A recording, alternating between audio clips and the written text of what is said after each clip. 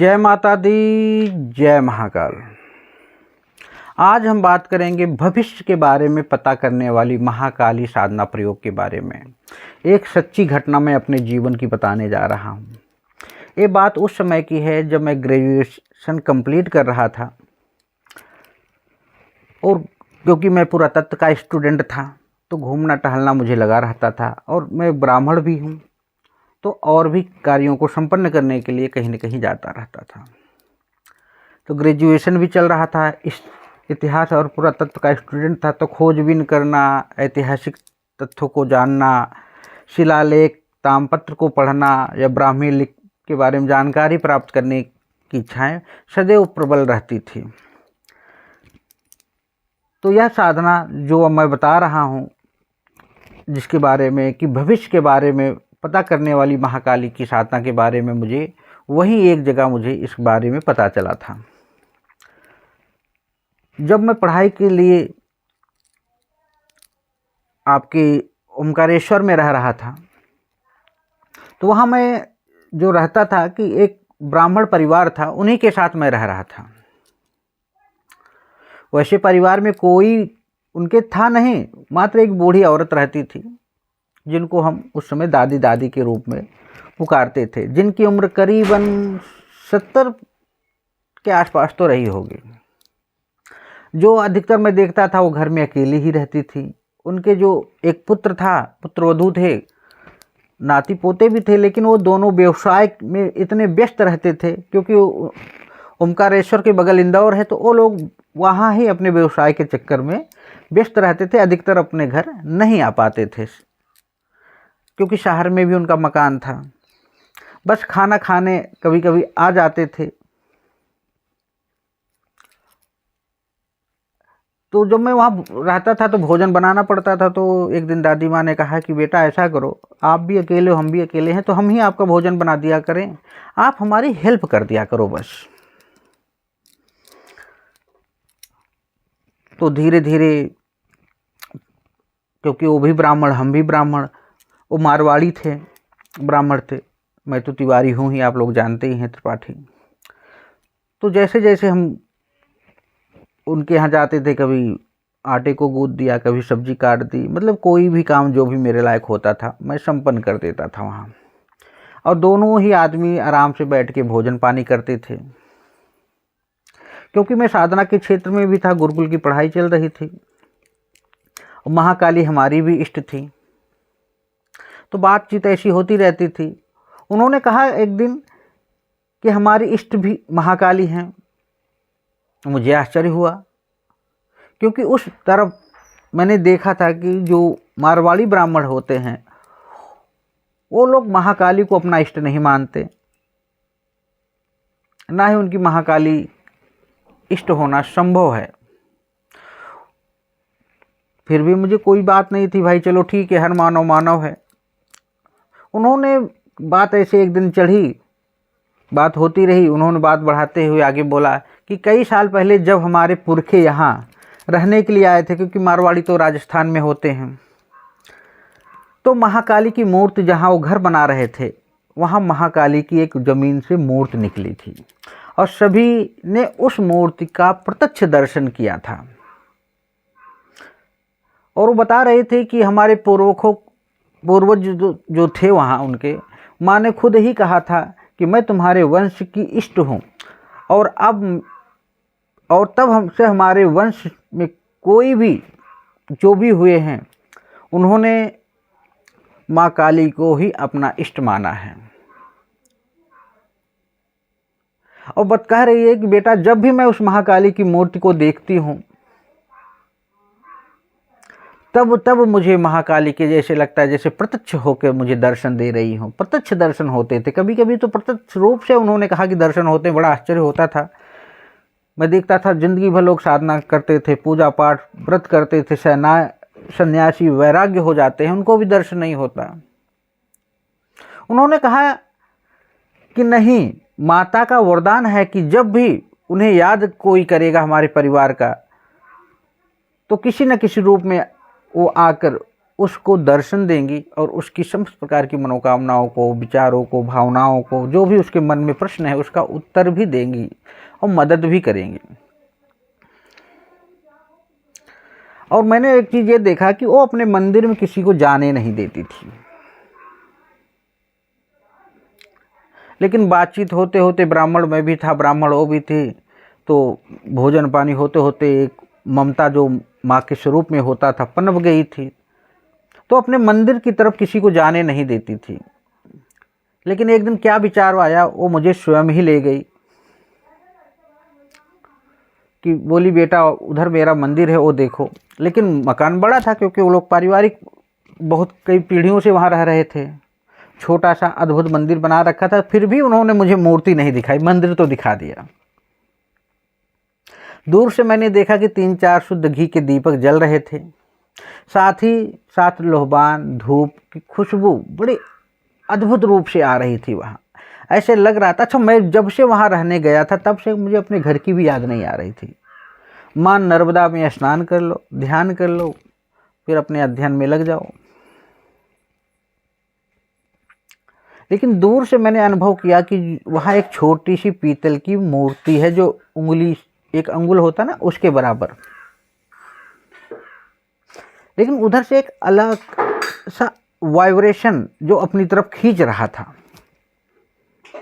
अचानक से उन्होंने पर्दा हटाया, मेरी नज़र मूर्ति की तरफ गई, लेकिन जैसे ही मेरी नज़र मूर्ति की तरफ पड़ी मैं अपने आप के होशो हवास को खो रहा था। ऐसे लग रहा था कोई मुझे खींच रहा हो, जैसे लग रहा जैसे कोई मेरे ऊपर नियंत्रण कर रहा हो, मेरी भावनाओं को जकड़ रहा हो। ऑटोमेटिक आंखों से आंसू गिरने लगे, मैं उस पर नियंत्रण ही नहीं कर पा रहा था, आंसू रोक नहीं पा रहा था। कितना भी कोशिश कर लूँ मैं, लेकिन ऐसा हो ही नहीं रहा था कि मेरे आंसू रुक जाएं। ऐसी भावना जागृत हो गई थी, भाव विह्वलता भावना। उसी समय क्योंकि हम लोग सरयू पारी ब्राह्मण थे तो काली को कभी इष्ट ज़्यादा मानते नहीं थे, लेकिन मेरी इष्ट थी तो मैं मानता था। और फिर मेरी भावना और प्रगाढ़ होती चली गई दक्षिण की साधनाओं को लेकर। एक दिन मैंने दादी से बोला कि भोजन करते करते अगर आप मेरी हठता ना माने या उग्रता ना माने या अन्यथा ना ले तो मैं मंदिर में बैठकर मंत्र जाप कर सकता हूँ रात को। उन्होंने बड़ी प्रसन्नता के साथ कह दिया कि हाँ एकदम। एक रात में मंत्र जाप करने के बाद दूसरे दिन दादी ने कहा, जैसे जिस दिन ही मैंने किया था उसके दूसरे दिन ही उन्होंने कहा, कल तो तू सुबह तक बैठा रहा मंदिर में माँ का बड़ा भक्त लगता है। और निश्चल भाव से हंसने लगी। उनकी हंसी में मैंने अपनी हंसी पूरी तो की, लेकिन अचानक से गंभीरता आ गई। मैंने कहा इतनी देर तक कहाँ बैठा था, क्योंकि जब मंत्र जाप करने बैठा था तो मुझे पता ही नहीं लगा कि समय कब बीत गया। और अचानक से उन्होंने ये बोल दिया कि आज से मंदिर की जिम्मेदारी तेरी है, तुझे जब भी पूजा करना है कर, जो भी करना है कर, धूप दीप अगर जो भी इच्छा जैसे करना है कर, चाहो जितने घंटे पूजा कर, अब से पूजा तो ही करेगा। रात को मेरी साधना मैंने चालू कर दिया, स्वीकार कर लिया और रात भर में बैठा रहता था और साधनाएं चलती रहती थी। आँख बंद हो गई, नींद आती नहीं थी, लेकिन भावनाओं में कहाँ मैं बाहर रहता था, मुझे खुद पता नहीं चलता था कब 4 बज जाते थे। 11 बजे बैठा, 10 बजे बैठा, 4 बज गए, 5 बज गए, पता ही नहीं चलता था। और संजोग देखो कि इसी समय कुछ महीनों के बाद मुझे किसी काम के लिए कोई अनुष्ठान था, ध्यान नहीं आ रहा, कोई बात थी तो मुझे मुंबई की तरफ जाना पड़ गया। मैंने कहा दादी मुंबई जा रहा हूँ, 4 महीनों में लौटूंगा। मेरी तरफ उन्होंने अजीब ढंग से देखा और मुझे लेकर मंदिर में चली गई। वे खुद भी बैठी और मुझे भी बैठा लिया बगल। और थोड़ी देर बाद आँख खोलकर उन्होंने कहा कि माँ कह रही है कि तू कुछ ही दिनों में वापस आ जाएगा। मुझे उम्मीद नहीं थी, ऐसा कैसे होगा। अरे मैंने कहा भाई काम है वहाँ महीने का। बोले नहीं कुछ ही दिनों में वापस आ जाएगा। लेकिन मेरे विश्वास भी हो रहा था, अविश्वास भी हो रहा था कि ये कैसे हो सकता है, क्योंकि जो मेरा वहाँ प्रोग्राम था, जो अनुष्ठान का था, उसमें कम से कम महीना 2 महीना भी लग सकता था। उसके बीच में लौटना संभव ही नहीं, क्योंकि अनुष्ठान चलता तो, क्योंकि अनुष्ठान दूसरे का था, उसमें लौटना तो संभव था ही नहीं।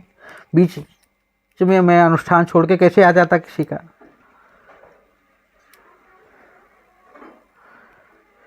अब आपको बताऊं कि मैं निकल तो गया, क्योंकि मुझे जाना था। जब मैं मुंबई पहुंचा तो उसके 15वें दिन मुझे यह अच्छी तरह याद है कि मुझे अचानक से ऑटोमेटिक लौट के आना पड़ गया। अच्छा, मुझे बीच में कुछ प्रॉब्लम भी रहता था, और इसी समय साधना के दौरान कब मेरी बीमारी ठीक हो गई, कब मुझे अपनी समस्याओं का अंत हो गया, मुझे कुछ पता ही नहीं चला। और जैसे मैं आया, दादी बोली कि क्यों वापस आ गया। मैंने कहा आपको ने कहा था। उन्होंने कहा मैंने नहीं कहा था, माँ ने कहा था तुझे वापस आना पड़ेगा। और मैंने कई बार उनको देखा कि जो भी बातें वो बताती थी एकदम सटीक होती थी। वो भविष्य से संबंधित बातों को ऐसे बता देती थी, ऐसे लगता था जैसे कोई चलचित्र उनकी आंखों के सामने दौड़ रहा हो। मैंने उनसे कहा भी कि आप ये कैसे कर लेती हैं, तो वे हमेशा कहती थी कि काल से ऊपर भी महाकाल की जो शक्ति है वो महाकाली है। तो क्या काल को जाना नहीं जा सकता? धीरे धीरे तंत्र के क्षेत्र में मुझे समाज में आने लगा कि महाकाली तो काल को भी अपनी भुक्ति से नियंत्रित कर रही हैं। उनकी महाकाली की भुक्ति को देखकर काल भी स्वयं थर थर कांपने लगता है। तो इनकी साधना करके साधक काल ज्ञान को क्यों नहीं जान सकता? त्रिकालदर्शी क्यों नहीं बन सकता? काल ज्ञान के साधकों के लिए महाकाली की साधना अत्यधिक महत्वपूर्ण है, और बिना महाकाली की साधना किए कोई काल को या भविष्य में घटने वाली घटनाओं को, त्रिकालदर्शी या दिव्य दृष्टि को प्राप्त कर ही नहीं सकता। लाख कोई कहे कि मैं पंचांगुली कर लिया हूँ, वरताली कर लिया हूँ, वाराही कर लिया हूँ, सर्वेश्वरी कर लिया हूँ, कड़पिचासनी कर लिया हूँ, बिना महाकाली की साधना किए कोई भी व्यक्ति काल को नहीं जान सकता, त्रिकालदर्शी नहीं बन सकता। महाकाली संबंधित पूर्ण काल के लिए कई विधियां प्रचलित हैं तंत्र के क्षेत्र में, जो कि बहुत ही जटिल और गूढ़ हैं, लेकिन निकटतम भविष्य को जानने के लिए एक सामान्य विधान इस रूप से है, जो व्यक्ति इस साधना को करके किसी के भी भविष्य को देख सकता है। भविष्य के झरोखों में जाकर देखने की उसे शक्ति मिल जाती है, वो त्रिकालदर्शी बन जाता है। भूत भविष्य वर्तमान में घटने वाली घटनाएं प्रत्यक्ष उसके सामने स्वयं ही उत्पन्न होने लगती हैं, और इस साधना को संपन्न कर लेने के बाद माँ स्वयं ही भविष्य में देखने की शक्ति साधक को प्रदान कर देते हैं। किसी भी शुभ दिन से यह साधना शुरू की जा सकती है। इसमें जो मुझे उनके द्वारा प्राप्त हुआ है, इसमें महाकाली का यंत्र, ब्लैक हकीक की माला या रुद्राक्ष की माला, गुटिका, श्रीफल कौड़ी, प्राण प्रतिष्ठा, मंत्र सिद्ध चेतन संकल्पित और महाकाली का विग्रह तांत्रोक्त रूप से प्राण प्रतिष्ठा सिद्ध पहले ही प्राप्त कर लेना चाहिए बनवाकर किसी विद्वान से, और सामने स्थापित करके महाकाली का यंत्र भी स्थापित करें। रात्रिकालीन साधना है, सामान्य ढंग से ही पूजन करें, कोई दिक्कत नहीं। अगर आप साधक नहीं है, कर्मकांडी नहीं है, तो कोई दिक्कत नहीं है। एक माला गुरु का, एक माला भैरव का, एक माला योगिनी का, एक माला यक्षिणी का, एक माला उनको मंत्र का उत्कीलन करने का, और साथ ही साथ अपने पितरों को, इष्ट को, सबको प्रणाम करके इस साधना को संपन्न करना चाहिए। और सामान्य मंत्र है, सामान्य पूजन है, लेकिन शक्ति अद्भुत है। यह मेरी अनुभूत साधना है। 21 माला 21 दिन की साधना है, और मैंने इससे देखा है जिसको कराया है, क्योंकि प्रत्यक्ष साधना रही है, और साधना और एजुकेशन के काल में यह साधना मुझे मिली है। ये मैं नहीं कहूँगा कि ऐसे मिल गई, ये मुझे किसी दादी के माध्यम से प्राप्त हुआ है। मेरी प्रार्थना को स्वीकार करके उन्होंने मुझे साधना को बताया था। काली कंकाली प्रत्यक्ष क्रिंग क्रिंग क्रिंग हुम।